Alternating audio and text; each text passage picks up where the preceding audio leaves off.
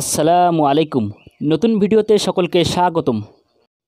ভারতের বিপক্ষে প্রথম টেস্টে বড় ব্যবধানে হেরেছে বাংলাদেশ দল। 280 রানের পরাজয়ের পর সিরিজে 1-0 ব্যবধানে পিছিয়ে আছে নাজমুল হোসেন শান্তর দল। ঘুরে দাঁড়াতে শেষ টেস্টে পরিবর্তন আসতে পারে টাইগার একাদশে। পাকিস্তানের বিপক্ষে সিরিজ দিয়ে অফ ফর্মে আছেন মুমিনুল হক সৌরভ। ভারতের বিপক্ষে প্রথম টেস্টের 2 ইনিংসে কোনো সুবিধা করতে পারেনি এই ব্যাটার। এজন্য দ্বিতীয় টেস্ট ম্যাচে সেরা একাদশ থেকে বাদ পড়তে পারেন সাবেক এই অধিনায়ক। তার জায়গায় একাদশে সুযোগ মিলতে পারে তরুণ উইকেটকিপার ব্যাটার জাকের আলী অনিকের। এদিকে সাকিব আল হাসানকে পাওয়া নিয়েও সংশয় আছে অনেক। তার ফিটনেস নিয়ে শঙ্কা এখনও কাটেনি, তবে শেষ মুহূর্ত পর্যন্ত তার জন্য অপেক্ষা করবে দল।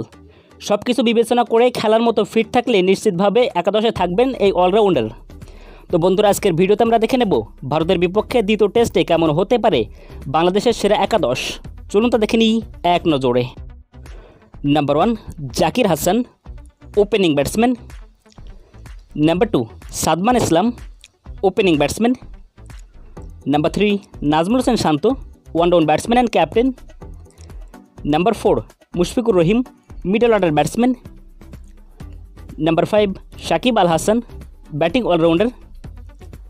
Number 6 Jaker Ali Anik, middle order batsman. Number 7 Litton Kumar Das, wicketkeeper and batsman. Number 8 Mehidy Hasan Miraz, batting allrounder. Number 9 Taskin Ahmed, fast bowler. Number 10 Hasan Mahmud, fast bowler.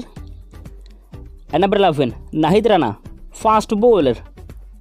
তো বন্ধুরা, ভারতের বিপক্ষে দ্বিতীয় টেস্টে বাংলাদেশের সম্ভাব্য একাদশ সম্পর্কে আপনাদের মতামত কী সেটা অবশ্যই আমাকে কমেন্ট বক্সে জানাবেন। আর ভিডিওটি ভালো লাগলে অবশ্যই একটি লাইক করে দিবেন।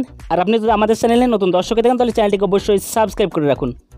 তো দেখা হবে পরবর্তী দিন নতুন কোনো ভিডিওতে। ততক্ষণ পর্যন্ত ভালো থাকুন, সুস্থ থাকুন, আল্লাহ হাফেজ।